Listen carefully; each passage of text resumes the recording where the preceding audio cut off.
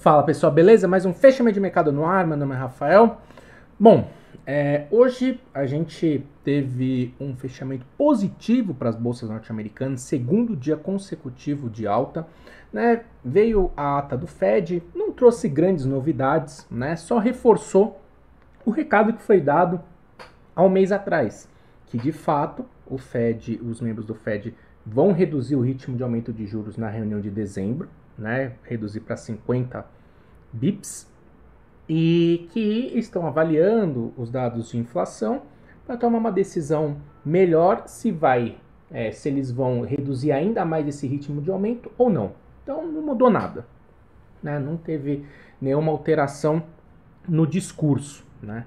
E por conta disso, sem alteração, o mercado norte-americano segue com seu movimento de alta. A S&P fechando com alta de 0,60, Nasdaq com 1%, Dow Jones 0,30.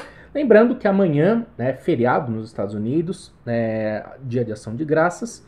Então, mercado fechado. Na sexta-feira vai abrir, mas vai ficar 2, 3 horas, bem pouco tempo. Depois eu até dar uma olhada o tempo que vai ficar aberto. Eu acho que vai ficar entre as 11h30 até 1 da tarde, uma coisa assim. Enfim, vai ser uma emenda lá, eles geralmente vão emendar. Então o volume que já está muito fraco nessa semana, geralmente o volume é muito fraco, vai ficar ainda mais fraco, né? E é um perigo, e assim, para o nosso mercado, talvez vai ser um problema. Por quê? O Ibovespa hoje, ele caiu 0,20. Ele só não foi pior por conta do mercado norte-americano. Em especial por conta do setor de commodities, né? Vale subindo 1%, Gerdau subindo 1,40%, né? Com a alta de 1,6% do minério de ferro. Então o mercado norte-americano, a gente já revisou aqui algumas vezes esse gráfico do S&P, acima do 3.900 e fechando a semana acima do 4.000, caminho aberto 4.120. Lembrando que semana que vem a gente tem uma agenda bem cheia de indicadores nos Estados Unidos, né? Aí eu trago para vocês na segunda-feira, né? Ou na sexta eu vejo, tá? Então a gente teve esse cenário, mais um dia positivo para as bolsas norte-americanas. E aqui o cenário segue nebuloso com relação à curva de juros. Vamos começar a falar um pouquinho do que aconteceu hoje, tá? Esse aqui é o nosso DI, o DI 25, né, que é o DI que é negociado, né, lá no Tesouro Direto. Né, no Tesouro Direto você pode pegar esse DI 25. Né, e ele hoje atingiu um patamar bem importante. Tá vendo aqui onde nós estamos? Né, nessa região do 14%. Né? Hoje a gente bateu máxima de 14,20. Nós retornamos para os níveis lá de março e abril de 2016. Sabe o que isso significa? Significa que retornamos para os níveis de rentabilidade da renda fixa lá no fim do último governo da Dilma. Né? A gente conseguiu atingir essa marca que parecia que a gente não iria atingir por um bom tempo, né? Ver juro, sei, pegar um pré-fixado, aí, um título do governo pagando 14%, aí a gente conseguiu atingir, né, 14,19 na máxima do dia, retornando nos níveis aí do fim do governo Dilma, né?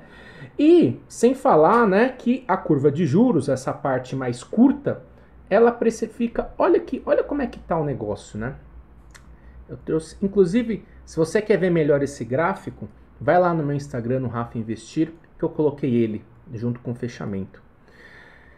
Ó, antes da PEC, né, da transição, a gente estava com essa expectativa de juros para 2023, né, 2023 e o começo de 2024.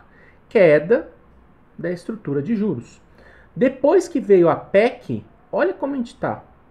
No meio de 2023, a curva de juros precifica 15% para a Selic. Olha a diferença, a diferença e o impacto nessa questão da responsabilidade fiscal no mercado de juros, né? E aí, né, o que a gente tem hoje em dia? Eu vou trazer de volta aqui esse gráfico. Cadê o nosso querido gráfico? Né? A gente já falou bastante sobre ele, que é o gráfico, né? Deixa eu ver se eu consigo aumentar ele um pouquinho. Aí, que é o gráfico da expectativa da dívida em relação ao PIB com a manutenção da Selic em 13,75. Porque não adianta, vai vir a PEC de transição, vai ter esse gasto, óbvio, fora do teto, mas essa dívida ela vai ter que ser paga, né? E essa dívida ela vai sendo paga não, ela vai sendo rolada. E essa rolada da dívida ela vai embutindo em juros, né? Então, aqui a gente tem, né, o cenário dos 175 bi, que não deve acontecer, né? O mercado não espera 175 bi extra teto. Tá mais pro meio do caminho, né? Seria o 100 bi, né? Seria o 100 bi. Aqui é o 70 bi, né? Aqui é o 70 bi. Seria mais perto do 100 bi, né? E 100 bi também foi um valor que os parlamentares estavam falando bastante hoje, né, nas matérias aí de especulações sobre a PEC de transição, que ia sair hoje e aparentemente por enquanto não saiu nada. Por enquanto até a publicação aqui não saiu nada.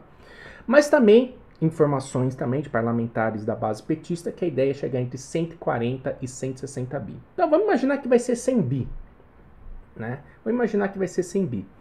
Provavelmente, levando em conta que é isso que eu estou falando, não estou precificando aumento da taxa de juros. Manter em 13,75, que não é o cenário provável. O cenário provável, como a gente pode ver, que ela vai sair dos 13,70 e bater pico em 15%. Então a trajetória deve ser ainda maior. Levando em conta isso, né, que vai ser esse meio do caminho aqui, a gente vai chegar na faixa dos 95% ou até 100% de endividamento, né? Então, cara, um país emergente que nem o Brasil tá 100% de endividamento, sair dos 76% para algo próximo de 95% a 100% é um absurdo, né? Você vai qual que é a consequência de tudo isso, né? E por isso que a gente vem falando assim inúmeras vezes, né? Não sou eu que estou falando, a curva de juros está gritando isso, né? E muita gente vem falando sobre isso. Precisa da necessidade de definir uma fonte de financiamento, principalmente de despesa. Não tem segredo. Isso aí é conta de idiota, né? É coisa de idiota, né? É uma conta que todo mundo faz, uma conta de gestão de receita e de despesa. Você precisa criar uma fonte de financiamento desse aumento de despesa, ou cortando gasto, ou ganhando mais, ou tirando outras receitas, ou aumentando imposto, sei lá, né? Então, o que a gente tem? Se manter esse ritmo do jeito que está a curva de juros, e a gente vai atingir essa faixa dos 95%, né? Isso significa o quê?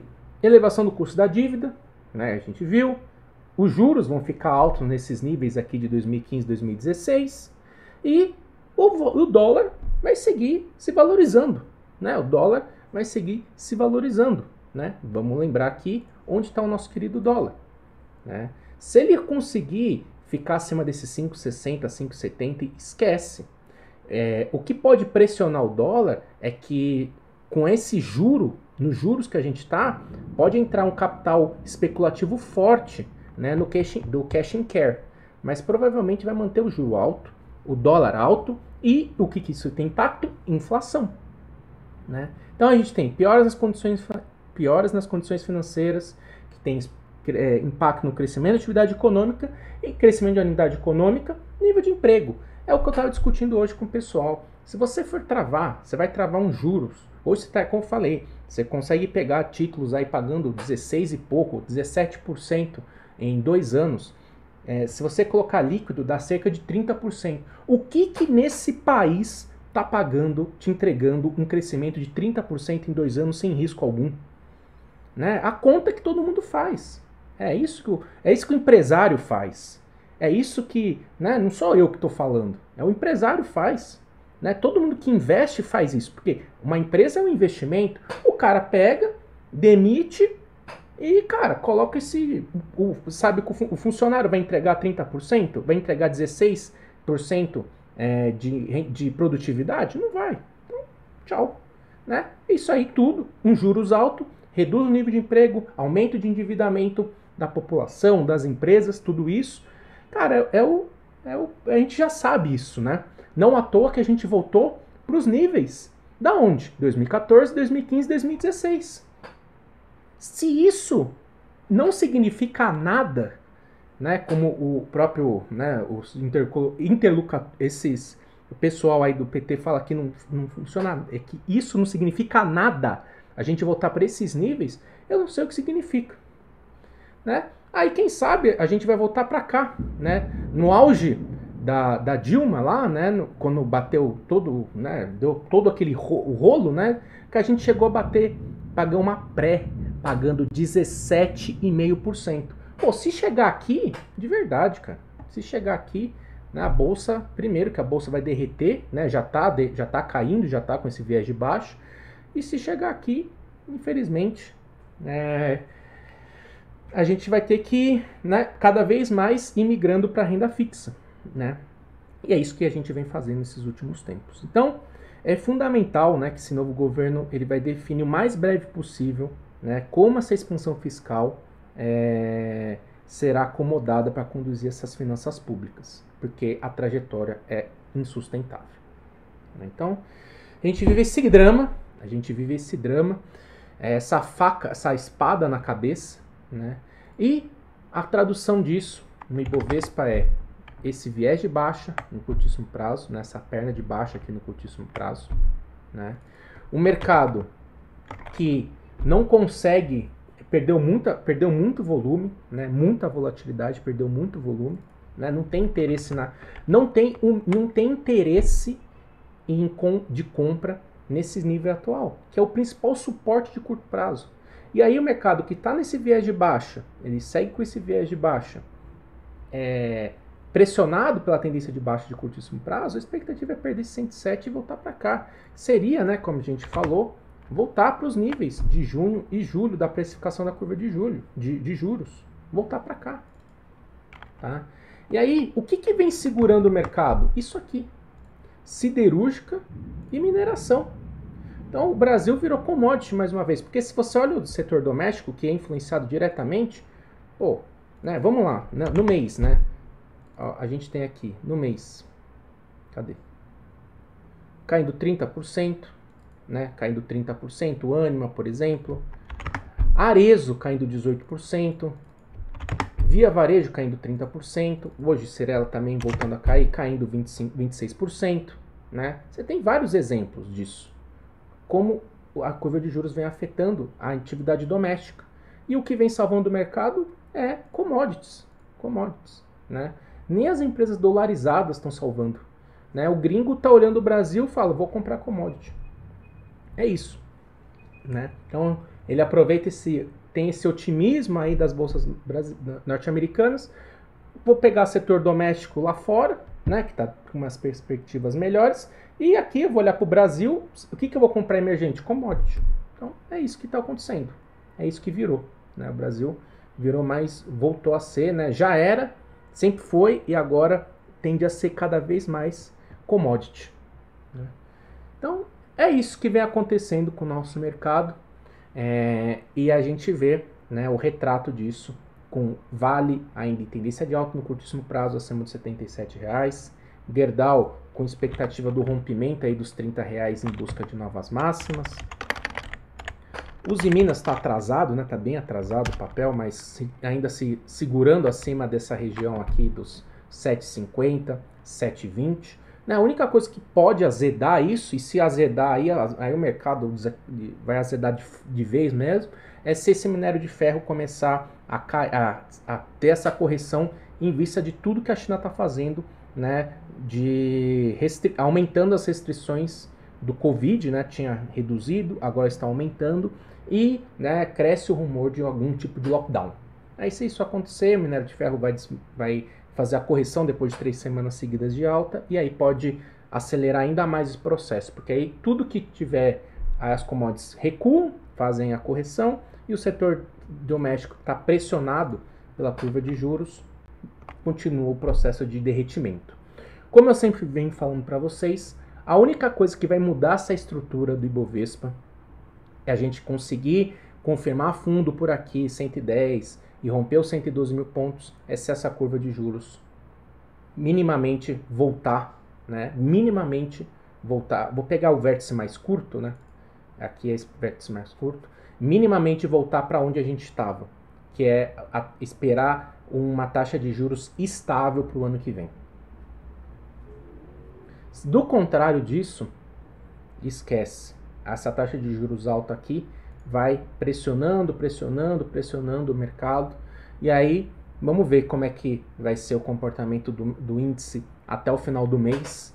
Que eu falei, de verdade, eu espero que tenha alguma contrapartida do teto de gastos, que apresente uma receita, né, porque eu por mim, pô, você acha que eu não quero comprar Cyrela aqui, nesses níveis? Lojas Renner, Vivara, pô, tô louco. Pra mim isso aqui, em situações normais de mercado, se não fosse essa curva de juros, isso aqui é compra absurda. É uma compra absurda. O papel tá barato. Aqui tá muito barato nesses níveis. Muito barato nesses níveis. Mas tem que esperar, né? Tem que esperar. Enquanto isso, a gente vai migrando a carteira para alternativas de renda fixa. E se você quiser alguma coisa nesse sentido, aproveita a Black Friday, né? Tem algumas corretoras fazendo algumas promoções, tal, bancos, tal. Pegar um pós-fixado legal, né? Pega um pós-fixado aí, sei lá, 1, 2 anos, pagando mais de 110, 120 do CDI, seria bem interessante. Acho que é uma belíssima de uma operação nesse momento. E pré-fixado tem que ser acima, né? Aí 16, 17, 18%. Se você encontrar pré-fixado pagando isso, 16,5%, 17%, 18%, num prazo, né, razoável de 1 ou 2 anos, beleza. Porque 14%, 14% no prazo de 2 a 3 anos, você consegue pegar em título público. Beleza? Bom, pessoal, então é isso. Amanhã é um dia de volatilidade minúscula, né? Já está perdendo muita vol, muito volume. Amanhã o volume deve ser minúsculo por conta do feriado nos Estados Unidos. Sem falar que, né, no final do dia, às 4 horas, tem jogo do Brasil. Então vai ser Walking Dead, provavelmente amanhã. E aí essa falta de liquidez, e se não tiver uma força aí do setor de mineração e siderurgia, talvez a gente pode perigar aí de perder esses 107 mil pontos. Então vale a pena ficar de olho como é que vai ser a reação do mercado aí com relação a esses 107 mil pontos amanhã. Beleza? Então é isso, pessoal. Grande abraço e até mais.